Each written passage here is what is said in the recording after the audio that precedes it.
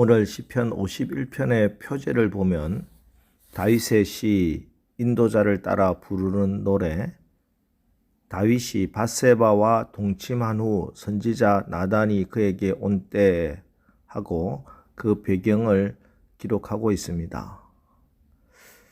밧세바 사건은 다윗의 일생 중에 일생 일대 가장 부끄러운 죄였습니다. 남편이 있는 여인을 불러다가 간음을 했습니다. 그리고 그 남편은 전쟁터의 가장 앞쪽에 보내서 그를 죽게 만들었습니다.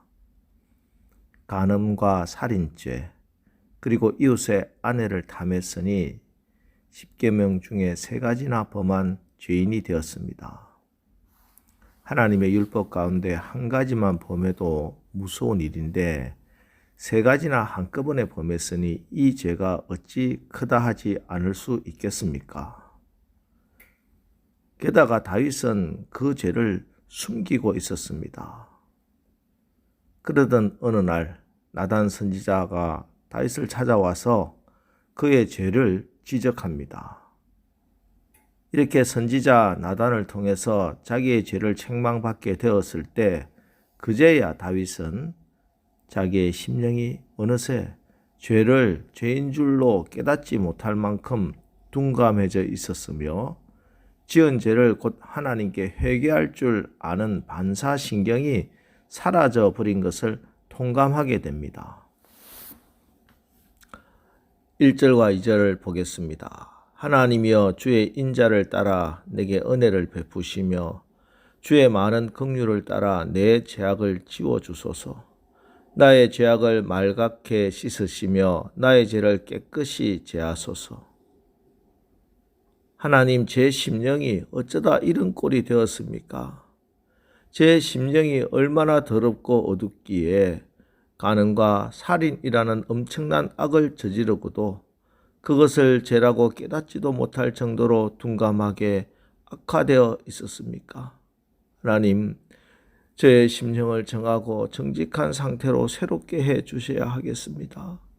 그래서 이제부터는 큰 범죄는 물론이고 아무리 작은 죄라 할지라도 그것을 민감하게 알아채고 당장 회개할 수 있는 지극히 순전한 심령을 새롭게 창조해 주십시오 하고 간구하는 것입니다.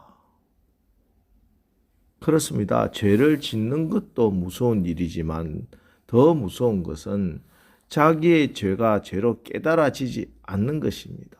죄를 지어도 아프지 않는 것입니다. 전에 제가 섬기던 교회 집사님의 시어머니는 밭에서 일을 하시다가 쓰러졌는데 병원에 옮겨보니 췌장에 큰 돌덩어리가 4개나 있는 거예요. 그리고 그 돌이 장을 막아서 쓰러진 거예요. 그리고 그날 수술 도중에 돌아가셨습니다. 수술 전에 제가 예수 영접을 시키고 천국은 가셨지만 보통 젊은 사람이면 아파서 병원에 미리 가서 치료를 받았을 것인데 87살 할머니라 감각이 무뎌 그렇게 오랜 기간 방치한 거예요. 보통 암으로 돌아가시는 분은 말기에 발견되는데 아프다는 감각이 없으면은 그의 몸에는 이미 손을 쓸 수 없을 정도로 암세포가 퍼져 있다고 합니다. 어지간한 병에도 고통을 느끼지 않는 분들은 내가 다른 사람들에 비해 건강한가 봐 하고 고통에 민감하지 않는 자기 몸을 자랑스럽게 여길지 모릅니다. 그러나 그렇지 않습니다. 아픔을 느끼는 것이 복입니다. 작은 아픔에 민감하면은 큰 병을 막을 수도 있습니다. 영적인 건강도 마찬가지입니다. 죄를 범했을 때 성령께서 근심하는 그것이 진한 아픔으로 느껴지는 그 사람은 아직 희망이 있는 사람입니다. 하지만 성령께서 아무리 근심하셔도 전혀 양심의 어떤 가책도 아픔도 없는 사람, 소망이 없는 사람이에요. 성령이 근심하다가 이제는 성령을 소멸하는 사람이 되는 겁니다. 성령의 근심을 듣고 영혼의 아픔을 가지고 회개하고 하나님의 은혜와 용서를 구하는 자, 그가 마음이 가난한 자요 복된 자입니다. 하나님이여 내 속에 정한 마음을 창조하시고 내 안에 정직한 영을 새롭게 하소서. 나를 주 앞에서 쫓아내지 마시며 주의 성령을 내게서 거두지 마소서. 사실 이 모습은 제3자의 입장에서 보면 뻔뻔하기 그지없지요. 간음죄를 범하고 심지어 살인까지 했습니다. 십계명 중에 3가지나 범한 사람이 하나님 앞에 뻔뻔하게 은혜를 구하다니요. 용서를 구하다니요. 하지만 다윗은 오늘 하나님께 은혜를 구하고 있습니다. 그래서 우리가 하나님께 제 용서를 구할 때 필요한 태도는 어찌 보면 뻔뻔함입니다. 하나님, 제가 이런 죄를 지었습니다. 그러나 저는 살기 위해 주님 앞에 나왔습니다. 그러니 저에게 은혜를 베풀어 주옵소서. 제3자가 볼 때는 뻔뻔하리만큼 하나님께 용서와 은혜를 구하는 태도, 이 태도가 우리를 살게 할 줄로 믿습니다.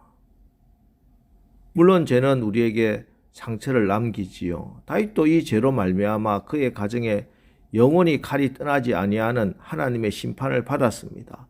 밧세바와 사이에서 낳은 아이가 죽는 하나님의 징계도 받았습니다. 그럼에도 불구하고 우리는 하나님께 구해야 할 것은 은혜밖에 없습니다. 사실 사울과 다윗을 비교해 보면 오히려 다윗이 더 큰 죄를 지었습니다. 그러나 사울은 후회하는 삶을 살았고 다윗은 회개하는 삶을 살았습니다. 그래서 다윗은 하나님의 마음에 합한 자가 되었고 사울은 하나님으로부터 버림을 받았습니다. 그렇습니다. 그래서 회개는 단순히 용서의 수단이 아니라 회개는 죄를 이기게 하는 하나님의 은혜입니다. 우리는 한 번의 뜨거운 체험, 특별한 체험으로 죄를 이기는 게 아니에요. 지속적인 회개의 삶을 통해서 주님의 보혈의 은혜를, 죄를 이기는 능력을 받는 겁니다. 노력해서 죄를 이길 수는 없지만 회개하면 죄를 이길 수 있는 능력을 받습니다. 회개하는 것이 주님의 은혜를 구하는 것이고 성령을 구하는 것이기 때문입니다. 그래서 오늘 다윗은 하나님께서 나의 영을 소생시켜 달라고 간절히 간구합니다. 10절로 12절 말씀입니다.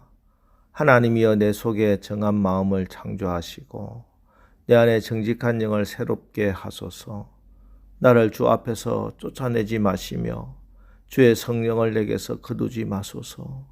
주의 구원의 즐거움을 내게 회복시켜 주시고 자원하는 심령을 주사 나를 붙드소서.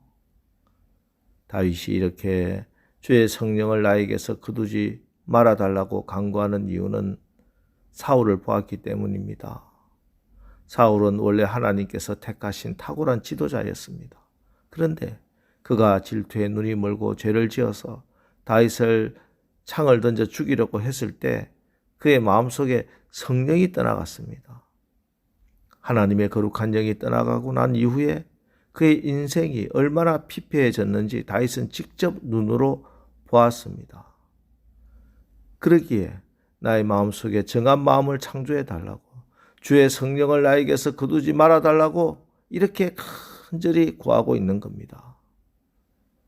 죄를 짓고 나면 성령이 근심하시고 죄 가운데 계속 회개하지 않으면 성령을 소멸하게 되고 우리의 영이 어두워집니다. 그러면 얼마나 힘든지 모릅니다.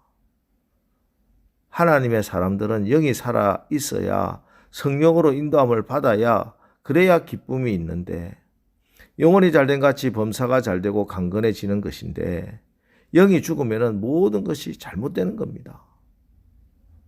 오늘 우리가 회개의 기도를 드림으로 주의 성령께서 우리 가운데 역사하시고 십자가 보혈의 능력이 임해서 치유와 회복의 은혜가 임하고 또 죄에 넘어지지 않는 죄를 이기는 능력을 받으시기를 주님의 이름으로 축원합니다. 그러면 14절 15절 하나님이여 나의 구원의 하나님이여 피 흘린 죄에서 나를 건지소서. 내 혀가 주의 의를 높이 노래하리이다. 주여 내 입술을 열어주소서. 내 입이 주를 찬송하여 전파하리이다. 이렇게 예배의 기쁨이 회복되는 겁니다. 찬양이 회복되는 겁니다. 감사가 회복되는 것입니다. 주님의 은혜를 간증하는 주인공이 되고 나를 통해 복음이 전파되는 축복의 통로가 되는 겁니다. 이게 회개의 축복입니다. 오늘 이 새벽에 여러분 모두에게 이 회개의 은혜가 있으시기를 바랍니다.